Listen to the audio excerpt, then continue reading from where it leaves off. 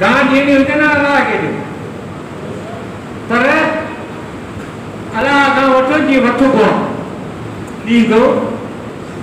दीदो थोड़ा कुरान में वायदो क्या हो दीदो कुरान में वायदो कहीं आता हूँ दीदुस आऊं बंदा करो उतोनी आस्था के बिना तुम कुरान तो करे तो वो खां घोड़ो ने दिया कुरान के फैसलो पर असन के घोड़ो कोन तो अटे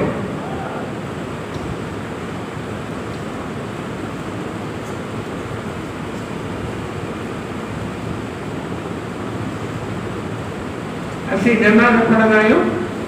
तो आऊं काने जेको आहे लोके के ॿार में घणे जो कोन चवंदी इहो तरीक़ो ग़लति आहे कि ॿार में घणे ये कंहिंखे तो तॾहिं दिमाग़ ग़लति आहे तो अॼुकल्ह दौर अहिड़ो रहंदो आहे घणा को मञी इज़त ई कोन पोइ निकिरे वांगुरु वठी तो तंहिं करे चङो ॿुधो अचे थो नमाज़ को पढ़ंदा आहिनि हमारा तो आऊं वरी ॾिसंदो वेठो आहियां कान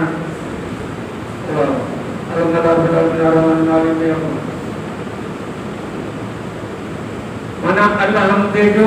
अन्या क्यों यीशु मसको पड़ा अद्ब न या अद्वत न जैसे हमरा रुको गाले दो मना आउट स्पीड में तो पड़ा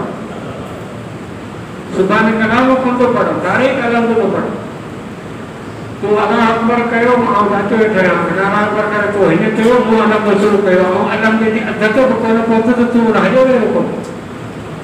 हाणे मको बता तो छा पढ़ियो तो पढ़ियो छा इहा ई नमाज़ आहे अला रुकू में हिकिड़ो दफ़ो तो सुभान रब्बियल आला चयो सुभान रब्बियल अज़ीम न ये न पाण हींअर वेर हले पई ऐं त कंहिं ज़माने में वेर कंदो हुअसि ॿिज मूं करे कोन कढिया वटि वेर कंदो चुनी वठो दादा चुनी वठो चुनी वठो वेर पई हले मस्जिद में नमाज़ कने वेर पई ठोक ठोका सजदन किया ठोक ठोका ठाचू तस्बीहूं ठाचा सुभान रब्बियल अज़ीम ठाचा सुभान रब्बियल आला ठाचा अलहम्दा ठाचा कुलवला ठोक ठोका ये है नमाज अदा तंहिंखां पोइ नमाज पढ़ी का थी दुआ था पढ़ो उहो वरी ॾिसंदा हीअं हीअं करे वरी हीअं करे मतलब बेनियाज़ी तकब्बुर छिक वारी दुआ इहो आहे दादा ई कमु कोन थींदो ईअं कमु कोन थींदो ॻाल्हि सिधी भई अचो था बि जी करे अचो हाणे अखियुनि ते कमु कोन थींदो कमु ईअं करियो जीअं पिनो ईअं जीअं फ़क़ीर पिनो ॿार फ़क़ीर आहिनि न हा जी अलाह जे नाले ते ॻाल्हि फ़क़ीर माण्हू अलाह कंदो 7 पुटनि जो पे थी फ़क़ीर माण्हू कर अलाह कंदो मके मंझंदि जी रियाज़त थींदी अरे फ़क़ीर तोखे मुंहिंजो माण्हू अलाह कंदो कहिड़ो मज़ा फ़क़ीर न छॾे हा हा अलाह खां बिनो त फ़क़ीर थी अचो ऐं न छॾियो ॾे ॾे वरी केॾा वञा वरी औकात थी वञा वरी वॾेरनि जा दर चुकायां बानू थो या पैदा थो कयो दर थो कयो क़ुरान में वाइदो थो कयो थो आयो मूंखे ॾे तुंहिंजो वाइदो ॾे दफ़ो वञा वरी ॾिसो न रसूल जे ज़माने में हिकिड़ी माई हुई न मुसलमान थी 2 ॾींहंनि खां पोइ हुनजो पुटु गुज़ारे वियो हाणे पुट जे लाॾ लाइ कपिड़ो विझो उहो लॻी जॾहिं वुज़ू करे बरकत नफ़िल पढ़ी अलाह साईं खे दुआ पढ़ी कि अलाह जी कल्ह टियों ॾींहुं मुसलमान थी आहियां अॼु छोकिरो मुंहिंजो पुटु मारियो अथई काफ़र मूंखे कान ॾींदा मेणा ॾींदा ॾिठई मुंहिंजे भाॼी मुसलमान थी करे पुटु वियो हले मूंखां का अञा काना मेणा सर बर्दाश्त कोन्हे थींदा मूं में हिकिड़ी सर खपनि मारियो पुछो आहे कहिड़ो अथव ऐं आदमनि खां पुछो ईमानदारी मोहन पुटु कहिड़ो थी वेही रहियो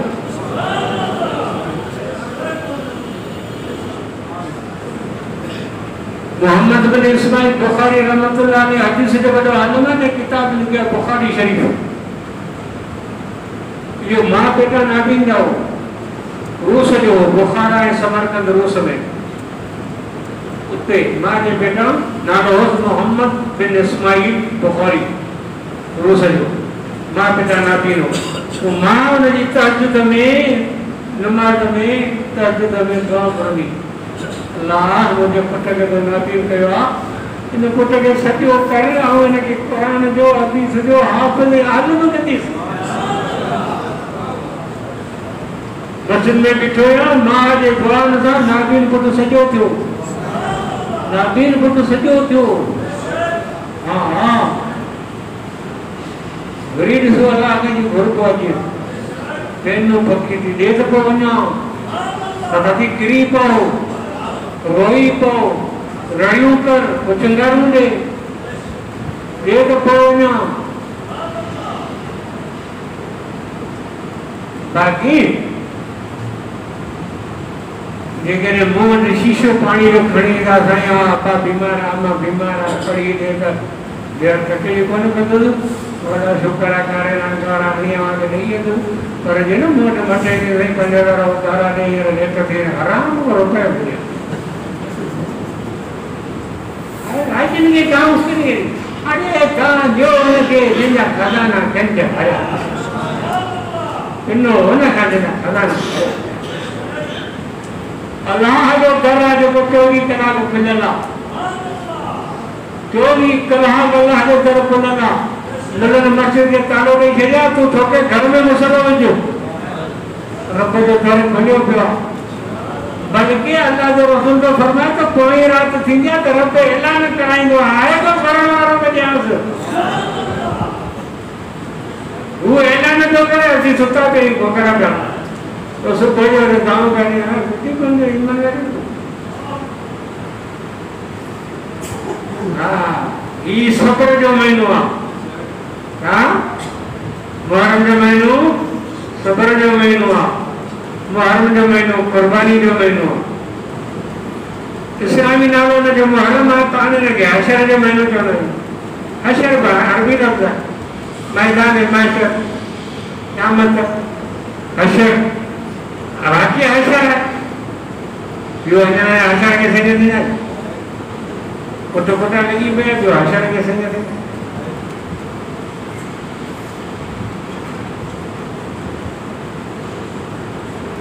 माण्हू लथ खणी ॿिए खे कुटींदो पर जे चरियो थींदो त पाण खे कुटींदो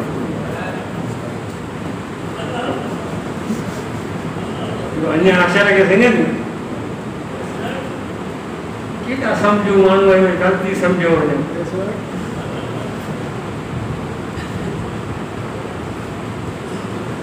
ही मुहर्रम जो महीनो आहे ही कुर्बानी जो महीनो आहे शरीयत में ही वॾी इज़त वारो महीनो एहतराम वारो महीनो हिन में कुर्बानी आहे ही साल जो पहिरियों महीनो ज़ुल्हज साल जो आख़िरी महीनो इस्लामी साल जो पहिरियों महीनो तो कुर्बानी सां शुरू थो थिए वरी आख़िरी महीनो कुर्बानी ते बंदि थो थिए साल के शुरू वाले महीने मुहर्रम में कुर्बानी आहे रसूल जे दोते इमाम हुसैन जी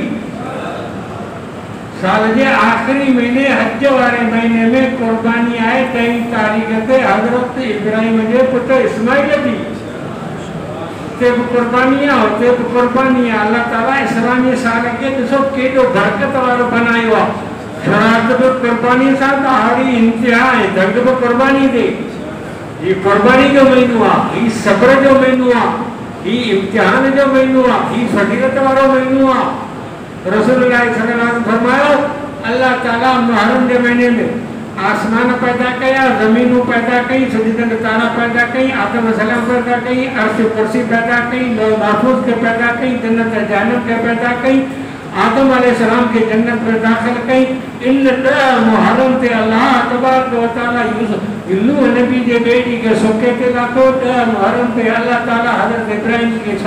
ओढ़ाना बचायो 10 तारीख़ ते हज़रत अल्लाह तबारक व तआला दाऊद जी लखन में माफ़ कयो इन 10 मुहर्रम जी तारीख़ ते यूनुस मच्छी जे पेट मां निकितो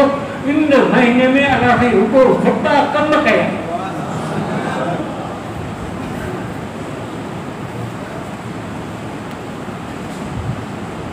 मुहर्रम के महीने में रसूलुल्लाह सल्लल्लाहु अलैहि वसल्लम फरमायो मेरे साईं जन आया मदीने शरीफ में पूछा छा कहूं तो नान ॿुधंदी हिकु यहूदी घणा आहिनि उहे मुहर्रम जे 10 तारीख़ ते रोज़ो रखंदा आहिनि। हाणे फिर यहूदी खां पुछियो छाजे करे कि हज़रत मूसा अलैहिस्सलाम खे अल्लाह ताला 10 मुहर्रम ते दरिया करे पार कयो ऐं फिरौन खे ॿोड़े चट कयो। इहो फ़ैसिलो जेको अलाह कयो त 10 मुहर्रम ते थियो हो इन करे यहूदी इन ख़ुशी में 10 मुहर्रम ते रोज़ो रखंदा आहिनि। पाण फरमायूं मूसा अलैहिस्सलाम यहूदी जो थोरो हेॾा घणी असीं वरिती कयूं हो सिर्फ़ु 10 नथा रखनि तव्हां 9 जो बि रखो 10 जो बि रखो ॿई रोज़ा गॾु रखो। रसूलुल्लाह सल्लल्लाहु अलैहि वसल्लम सॼे मुहर्रम जे महीने में 9 10 जो रोज़ो रखंदा हुआ ऐं उम्मत खे बि फरमायूं त रोज़ा रखो 9 10 मुहर्रम जो। हाणे इन जो सवाबु केतिरो आहे अल्लाह जो रसूल फरमाए कि कोई 10 मुहर्रम जो रोज़ो थो रखे उनखे 60 सालनि जे इबादत जो सवाबु अथसि। ऐं इहा ॻाल्हि जेका आउं तव्हांखे ॿुधायां पियो इहा शाह अब्दुल कादिर जीलानी रहमतुल्लाह अलैह बादशाह पीर पंहिंजे किताब हुनियत तालिबीन में भी लिखी आहे त जेको 9 मुहर्रम ते रोज़ो थो रखे उनखे 60 सालनि जे ऐं 1000 शहीदनि जो सवाबु थो मिले। 10 तारीख़ जो ऐं 10 तारीख़ जंहिं रोज़ो रखियो वरी ॿिए मुस्लमान खे रोज़ो खोलाई हाणे बि रोज़ो रखई वरी रोज़े खोलण जे टाइम ते ॿिए कंहिं रोज़ेदार खे बि रोज़ो खोलाई। अलाह जो शान आहे 2006 में जॾहिं असां हज ते वियासीं तॾहिं 10 मुहर्रम ते असां हुआसीं मस्जिद नबी में। मस्जिद नबी में 10 मुहर्रम ते जॾहिं असां आयासीं असां जेके हुआसीं असां रोज़ो कोन रखियो जेके पाण में साथी हुआसीं पंहिंजो सफ़र हो गए उहे असांजो कोन हुयूं असां रोज़ो कोन रखियो पर जेॾी महिल मस्जिद नबी में असांजी नमाज़ ते आयासीं ईमानदारी ॻाल्हि सॼी मस्जिद दस्तरखाननि सां भरी पई लाइन दस्तरखान जी माण्हू अरब सगोरा जेके हुआ उहे गेटनि ते बीठा हुआ जेके बि असां जहिड़ा आया पिया न उनखे को ॿाह मां ॾियणु हू हुतां ॿाह मां ॾियणु तूं मूं वटि रोज़ो खोल हू चए तूं मूं वटि रोज़ो खोल हू चए तूं मूं वटि मिनतूं रसूलुल्लाह फरमाया जेको मुहर्रम जे 10 तारीख़ के रोज़ेदार खे रोज़ो खोलाईंदो न उनखे एतिरो सवाबु मिलंदो जो ॼण त मुंहिंजी सॼी उम्मत खे पेट भरे मानी खाराए ढो करे।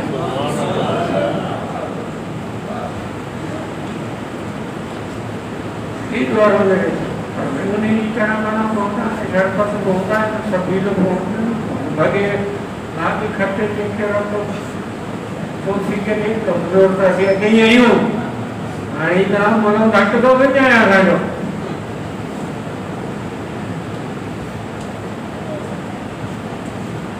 मुझे कम है तो ध्यान से अमल की तौफीक अल्लाह दी ताके असा सबनी की अमी भी गुनाहगार असी भी गुनाहगार जो पर शरीयत जो हुकुम आहे त बे मुसलमान की खैर खाई करो शरीयत में हुकुम आहे त बे मुसलमान की खैर खाई करो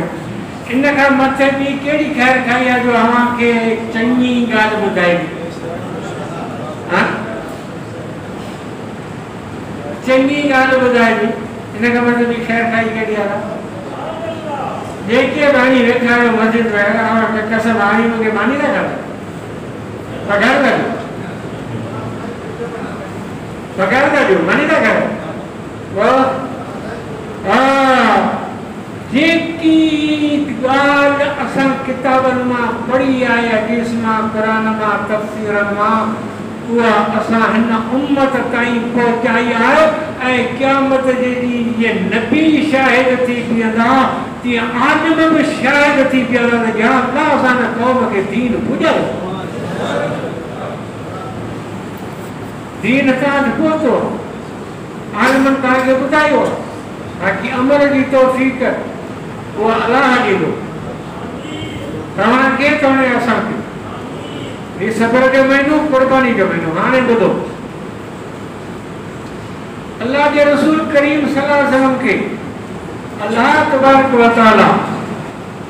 बीबी खदीजा मां बीबी खदीजा साईं जी पहिरीं घरवारी आहे उन मना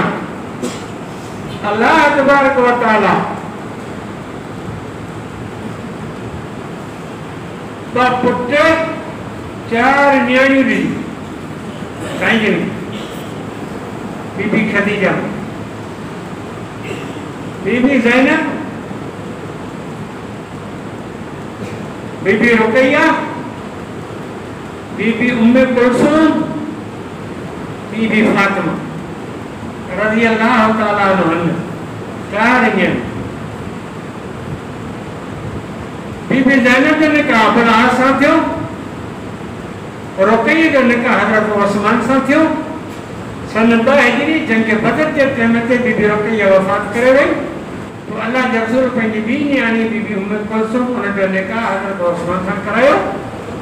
तो 2 दफ़ा टी जगह चौथी न्याणी अम्मा फातिमा उन जो निकाह अल्लाह के रसूल शेर खुदा हज़रत अली साईं सां करायो 4 न्याणी 2 पुट हुआ अम्मा खदीजा मां जा हिकिड़े नालो कासिम हो ॿिए जो नालो अब्दुल्ला हो इन अब्दुल्ला जा 2 लक़ब हुआ तय्यबा ऐं ताहिर टियों पुट अल्लाह जे रसूल खे बीबी मारिया मां थियो जंहिंजो नालो इब्राहिम हो 3 पुट 4 न्याणियूं ऐं अम्मा फातिमा रसूल जी आख़िरी न्याणी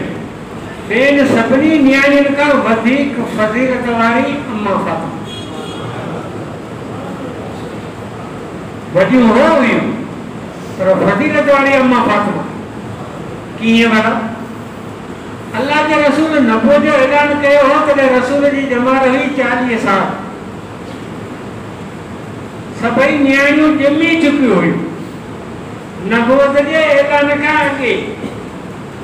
ऐं अम्मा फातिमा जॾहिं ॼाई तॾहिं अल्लाह जे रसूल जी उमिरि हुई 41 साल माना मोहम्मद सिर्फ मोहम्मद कोन हो मोहम्मद रसूलुल्लाह हो नबूवत रिसालत जो ऐलान थी चुको जो उन वक़्तु आई आहे जॾहिं नबूवत जो ताज रसूल जे मथे ते रखिजी चुको आहे ज़ैनब रुकैया उम्मे कुलसूम ये थियूं न्याणियूं मोहम्मद बिन अब्दुल्ला जूं फातिमा धीउ आहे मोहम्मद रसूलुल्लाह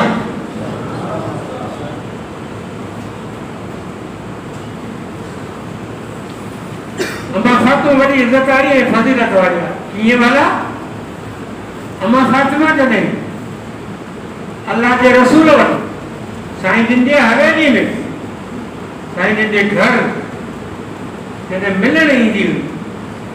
पंहिंजे बापे सां रसूलुल्लाह सलाम थी पियो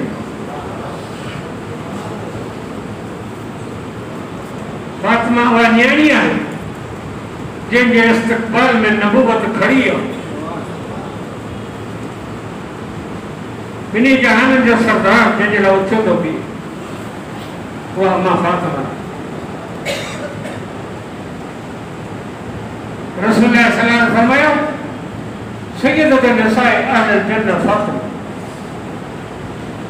पाण फरमायो जन्नत में जेके भी हुयूं जन्नत में जेके भी औरतूं नीचियूं पूरी सभिनी उम्मतनि मां जेके भी जन्नत में मायूं उन्हनि सभिनी जी सरदार मुंहिंजी न्याणी फातिमा